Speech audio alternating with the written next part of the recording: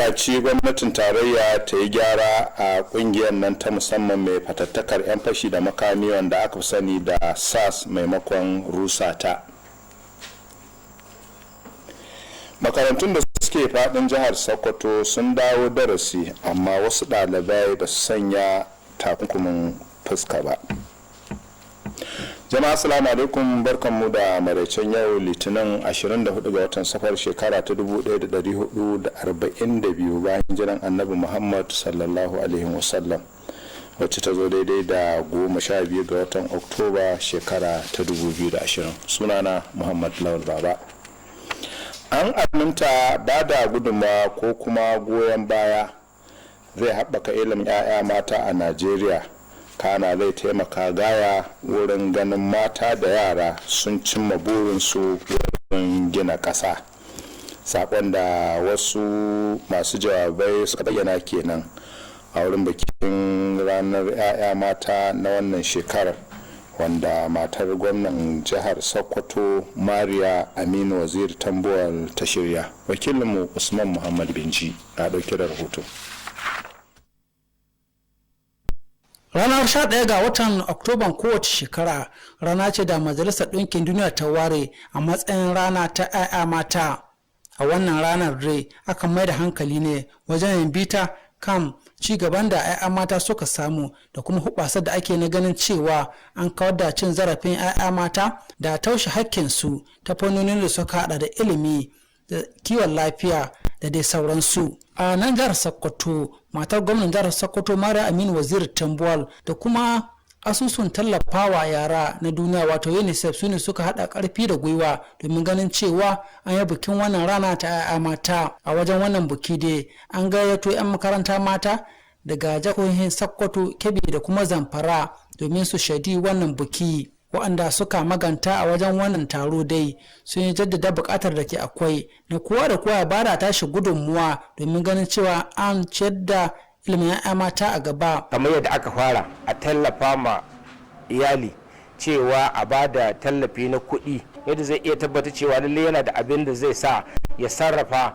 shi samu ƙarfin gwiwa na shi kai 'ya'ya na makaranta. Wanda suka bar kowa ita cewa karatu aka bar shi wai na gwamnati ɗaya ne, to za a samu yaran na ƙara shiga area boyism, na ƙara shiga harkar banditry, suna shiga harkoki, amma wajibi ne Allah ya baka da ka tarbiyyantar da shi addinin musulunci. Matar gwamnan jihar Sokoto Mariya Aminu Waziri Tambuwal ta ce za ta ci gaba da duk abin da ya kamata na ganin cewa ta bunƙasa sha'anin ilimin 'ya'ya mata domin ganin cewa 'ya'ya mata sun samu ci gaban da ya kamace su. Insha Allah MTDI za su ci gaba da ganin cewa 'ya'ya mata an tallafa musu sun samu sun ci gaba da karatunsu kamar yadda ya kamata ta hanyar ba su guraben ƙaro ilimi. A wajen wannan taro dai an karama waɗansu mata guda 3 wanda suka fito daga jihar Sokoto bisa ga la'akari da irin cigaban da suka samu wajen ciyar da ƙasar na a gaba. Taken wannan shekara na ranar 'ya'ya mata ta duniya ya mai da hankali ne kan buƙatar da ke akwai na mata su riƙa magantawa domin ƙwatowa kansu hakokansu. Daga nan Sokoto, sun Muhammad Benji, labarun NTA. Bugu da ƙari, kimanin yara miliyan 10,500 ne a Najeriya ba sa makaranta, duk da cewa ilimin firamare kyauta ne kuma wajibi. Hakan na kunshe ne a wurin wani taro na shekara-shekara wanda matar gwamnan jihar Sokoto Maryam Mairo Aminu Waziri Tambuwal ta assasa mai taken Back to School a turance, wanda ya zo ne a daidai bikin ranar 'ya'ya mata na duniya na wannan shekarar. Ga wakilinmu Ahmad Rabiu Borno. ce Malam Mairo Aminu Waziri Tambuwal a bikin tuna da ranar 'ya'ya mata ta duniya ta da su 'yan makaranta da kenan Sokoto. Fatar da jikunan makaranta da kayayyakin karatu ga 'yan makaranta din da ke nan Sokoto domin ganin cewa an karfafa musu gwiwa ta ganin cewa sun tafi makaranta. Ta dai bayyana ilimi a matsayin dama ce ga kowane ɗan adam a cikin ƙasar nan. Ta ce gidauniyar ta shirye take ta taimaka wajen magance kalubale da ke fuskantar ilimin 'ya'ya mata a jihar Sokoto. Mu a matsayin mu na gidauniya da ke ko ina aiki ko ina a Najeriya, namu zuwa manya ne da shugabanninmu da kuma mu kuma abin da za mu iya yi ya gabado na taimakawa, saboda a bangaren ilimi abu ne da muka ɗauka sosai a gidauniya na 'ya'ya mata da na 'ya'ya maza.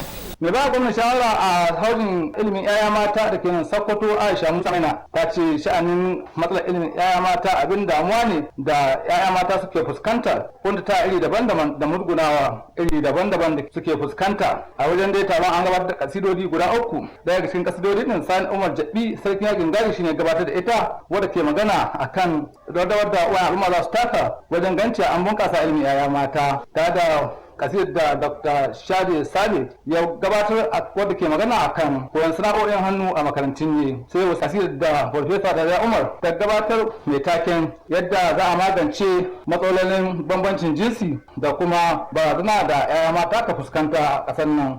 Daga Sokoto, Rabi Hamadu, labaran NTA.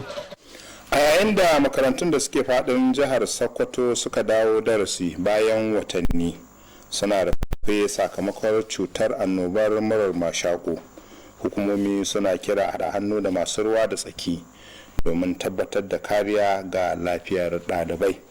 A wannan rahoton wakilinmu Nura Ibrahim Gandi ya raga wasu makarantu a birnin Sokoto domin shaida ko makarantun sun bi ƙa'idojin kariya na cutar coronavirus.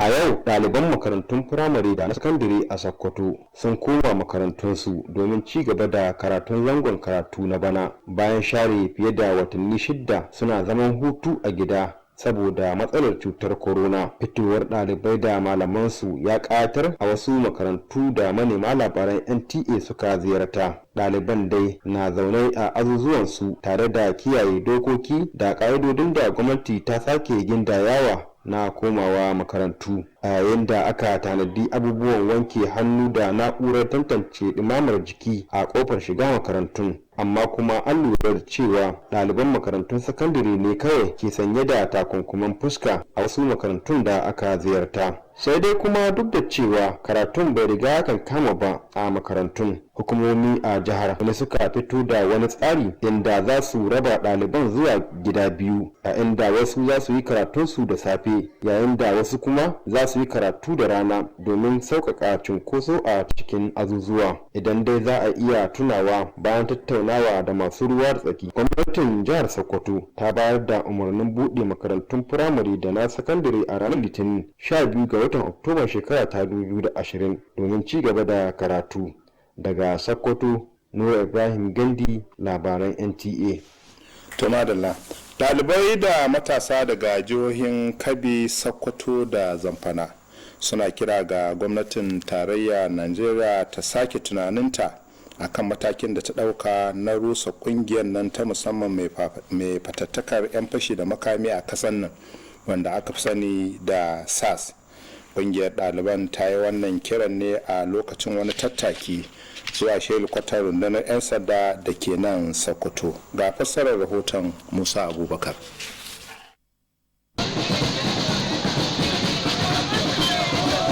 A yayin da wasu ke kira ga a rushe wani sashe na 'yan sanda da ke fada da ɓata gari a cikin al'umma wato SAS, wasu ɗalibai da matasa da suka fito daga Sokoto, Zamfara da kuma Kebbi su kuma kira suke ga inganta aikin sashen 'yan sanda wato SAS domin fada da ɓata garin miyagun ayyuka na irin masu garkuwa da mutane domin neman fansa, 'yan ta'adda da dai sauransu.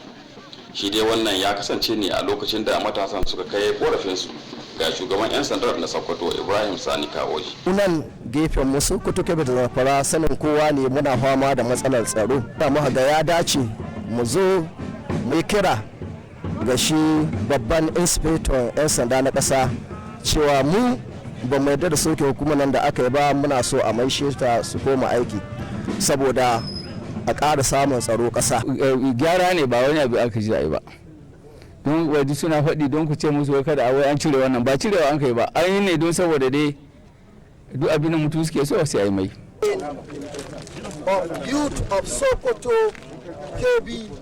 Shugaban 'yan sandar ya ba su tabbacin mika sakon nasu zuwa ga shugaban 'yan sandar na ƙasa. Su dai waɗannan ƙorafe-ƙorafen sun zo ne a sanadiyar da hukumar 'yan sandar ta ƙasa ta rushe sashen na 'yan sanda wato SAS. Ƙarshen rahoton kenan. To jama'a za mu leƙa sashenmu na kasuwanci domin kawo muku saƙo. Ku dakace mu. Baba, barka da na baba ko ka ji abin da aka faɗi Hadiza ina takunkumin ki baba ni fa har yanzu ban yarda da wanga abin da aka faɗi ba dan har yanzu ban ga wani wanda corona ta kama Hadiza ke taɓa zuwa lahira amma dai ke san gaskiya ta ko yayi kyau kakki gaugawa zuwa lahira bai zama dole ki san komi ba ko tsaya za ki yi jiran sai wani ya kamu da corona gidan ga sannan ki yadda corona gaskiya ta ni da abba kawata kaka za a yi corona ta kama ni to ko da kaddara ta sa ta kama ni sai in yi amfani da magungunan mu na gargajiya in sha kuma in warke a'udhu billahi sam wannan ba gaskiya na ba abinda an mahi alheri gare ki ki sa takunkumi sannan duk lokacin za ki ta daga gidan ga ki rika sa takunkumi sannan ki rika amfani da ruwa da sabulu kina wanke hannuwanki akai sannan akalla ki samu tazarar mita 2 tsakaninki da mutane. Kowa na iya kamuwa da ciwon mura da mashako. Idan kana tsammanin ka kamu da ciwon kira waɗannan lambobi kuma a tahi santa gwaji don sanin ko an kamu da cutar. Yaɗa gaskiya ba cutar ba. Aikin da aka fara a makarantar mata ta kimiyya da ke nan Sokoto yana tafiya sannu a hankali. Wakilinmu Dalhatu Abdullahi ya ba da rahoton cewa kungiyar 'yan jaridu ta ƙasa reshen jihar Sokoto ta bayyana hakan a lokacin da shugabanta ya jagoranci 'ya'yan kungiyar a ziyarar gani da ido. Ga rahoton nasa. Wannan aiki dai yana daga mayan ayyuka na cigaba da gwamnati mai ci yanzu a jihar Sokoto ta ba da kwantaragin su domin ciyar da jihar a gaba. Manufar gina wannan makarantar ta kimiyya ta 'yan mata yana da matakan da gwamnati ta ɗauka na ganin cewa an samar da ɗalibai isassu a jami'a mallakin jihar Sokoto a kokarin da gwamnati kai na samar da isassun ma'aikata musamman a fannin kiwon lafiya a jihar. Shi dai wannan aikin na gina na makarantar ta kimiyya ta 'yan mata an ba da shi ne akan kuɗi naira biliyan 2 da miliyan 400 kuma ana sa ran za a kammala shi insha Allah a cikin wata 18 wato shekara 1 da rabi kenan. Ayyukan da za a yi a cikin wannan makarantar sun hada da sashen mulki da kuma rukunin kwatashi guda 2 na azuzuwa na karatu kowannensu yana da aji 18 da kuma ɗakunan bincike guda 4 tare da azuzuwansu haɗi da rukunan ɗakunan kwanan ɗalibai masu hawan kwatashi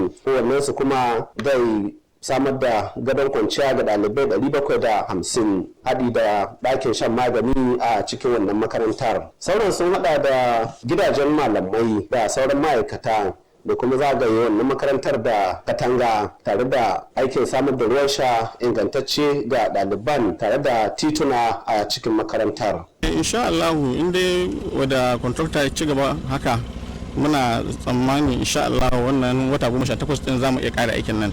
To kamata ya mu hita mu dubo mu mutane shin ayyukan ga da an kace an bada an fara idan an fara wani yanayi suke ciki. Ana dai sa ran mai kula da aikin wato dan kwangilar ya tsare aiki bisa ga shirin da aka gindaya masa mai aiki ingantacce tare da tabbatar da kammala shi cikin lokacin da an ka kayyade. Daga Sokoto, Dalatu Abdullahi, labaran NTA. A ranar Lahadi 11 ga watan Oktoba na wannan shekara da muke ciki, hukumar dakile cututtuka masu saurin yaduwa ta ƙasa wato NCDC ta ce an samu bullar sabbin cutar murar mashako har 163. Jihar Legas ce take da yawan mutanen da suka harbu har 113, sai jihar Kaduna tana da 21. Sauran jihohin su ne Oshin 8, Ondo da Oyo suna da 5. Jihar Ogun tana da mutane 3, Bayelsa da Taraba mutane 2 ne suka kama. Jihar Edo da birnin tarayya Abuja, Katsina da Plateau suna da 1 kowannensu. A yanzu jimlar masu dauke da cutar a Najeriya ya tasamma 60,263, sai waɗanda suka warke daga cutar su ne mutane 51,735, yayin da mutane 1,115 suka riga mu gidan gaskiya. A bangaren wasanni kuwa mai horar da kungiyar kwallon kafa ta Super Eagles Ghana Dro ya alkawarin gabatar da zakakuran 'yan wasa ba tumin dare ba kamar waɗanda suka yi sakaci ƙasar Algeria ta ci su a ranar Juma'a. Najeriya dai za ta buga wasan sada zumunci da ƙasar Tunisia. Nuruddin Abdullahi Adli ya aiko da rahoton cewa mai horar da wasan ya ce kada masoya kwallon kafa na Najeriya su fidda kauna su gaba da goyon kungiyar kwallon kafa ta Super Eagles duk da kashi da ta sha daga kasar Algeria. Ga rahoton nasa.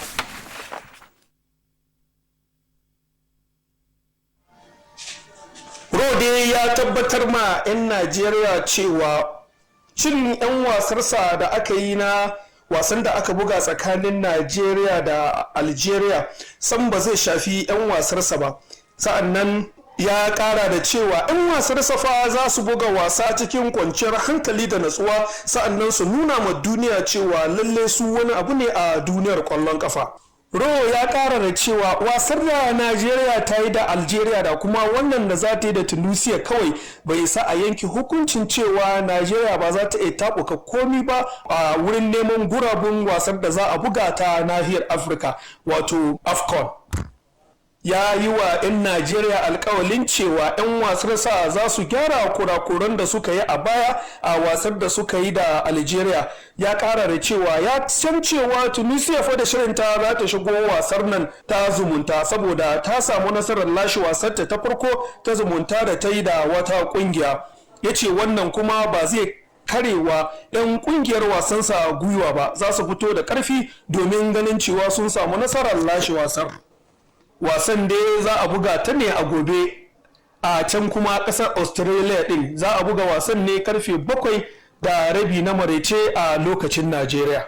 Sai kuma a kwallon hannu ta badminton. Shugaban kwallon hannu ta badminton ta Najeriya Mr. Francis Obe ya ce shi dai mafalkinsa ko kuma abin da yake bukatar ya gani shine cewa kwallon badminton dai ta kai har zuwa a cikin makarantu da kuma wurin matasa a cikin unguwanni. Ya faɗi haka ne a wata fira da aka yi da shi a wani gidan rediyo da ake kira Click FM a nan Yonaguwa a Bayelsa State a wani shiri nasu da suke na labarin wasanni. Ya ce kafin ɗalewan kujerarsa na shugaban wannan hukumar ta kwallon badminton ta Najeriya, ya ce akwai wani shiri da ake yi a can baya da ake kira shuttle game, wato wanda ake yi domin zakalo ƙananan yara ko kuma matasa a cikin unguwanni waɗanda suka iya wannan wasar a cikin makarantun ne domin maye gurbin a waɗanda shekarunsu ko kuma waɗanda suka ɗan kwana biyu a cikin wasar. Daga nan Sokoto, Nuruddin Abdullahi Adili. Jama'a karshen labaran kenan, Allah ba mu alherinsa.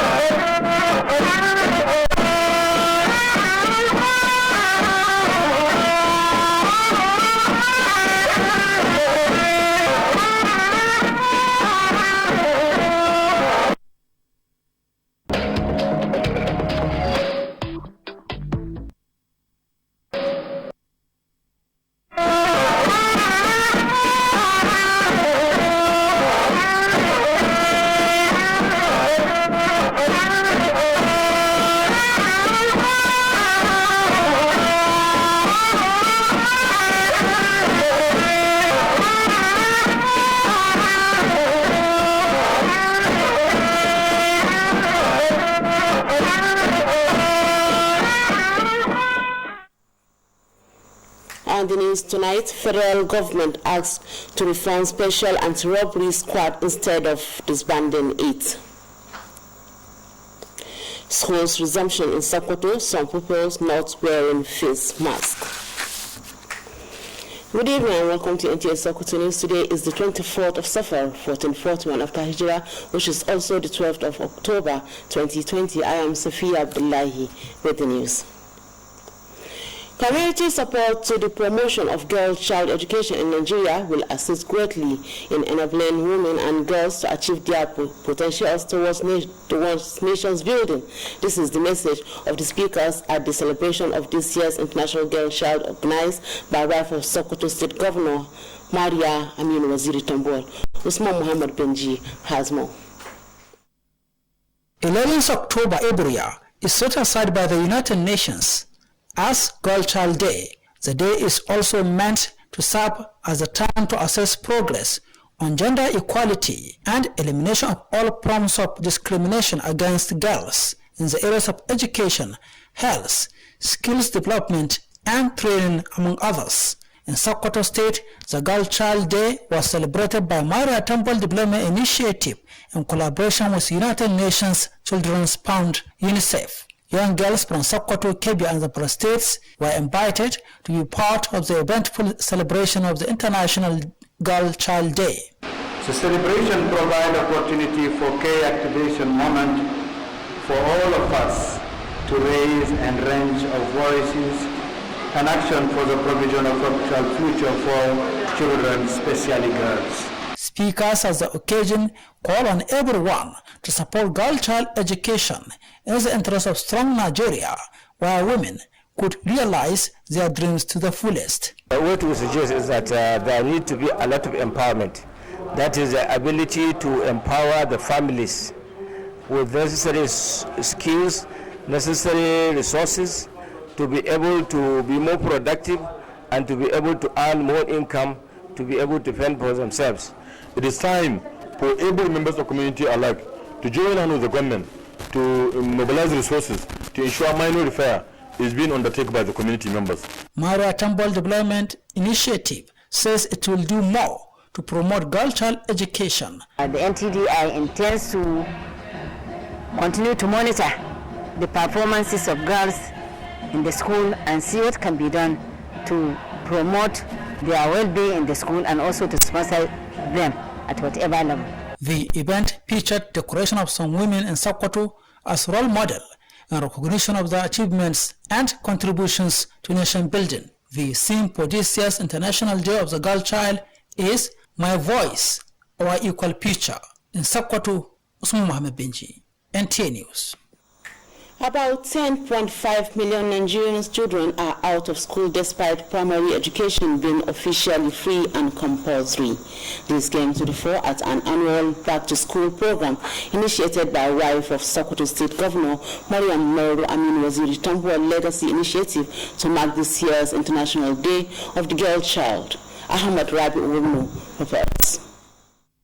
This is the hour of Sokoto State Governor Mariam Mero Amin Waziri Tambol celebrating the International Day for the Girl Child with some school children in Sokoto. The wife of the governor presented school bags and learning materials to female students as part of measures to encourage them to go to school. Described education as a right of every child in the country, saying that her initiative is all out to address challenges of school-age children in Sokoto. So Mark Legacy Initiative, my foundation, shall continue its drive on education, ensuring rehabilitation of schools, advisory strategy, provision of basic amenities for students, working hand in hand and doing collaborations with like minds, and breaking boundaries.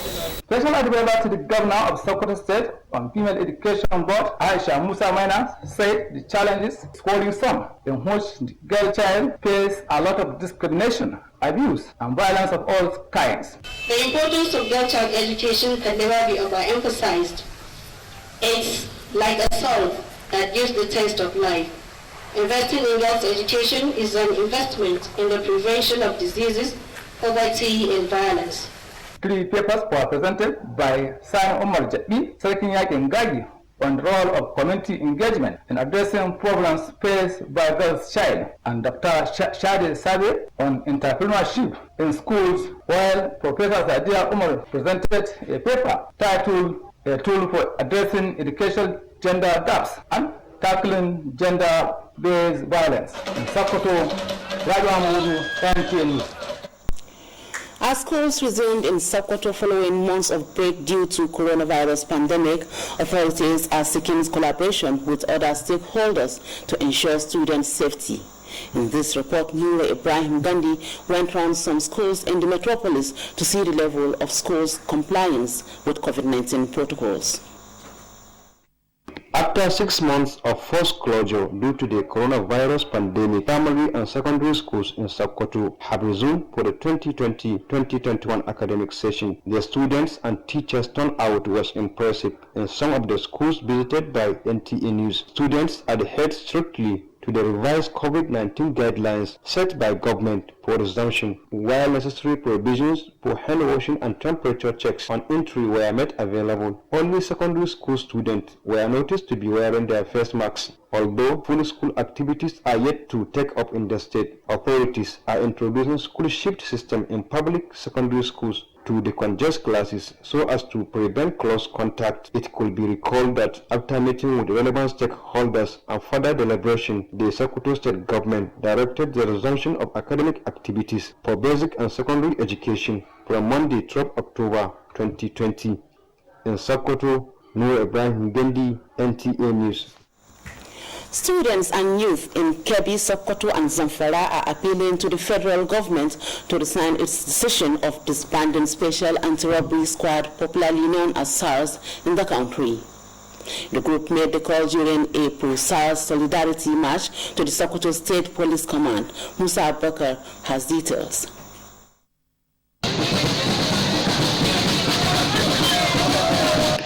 While the anti-SARS protesters are celebrating victory, this is another protest from the other side of the divide.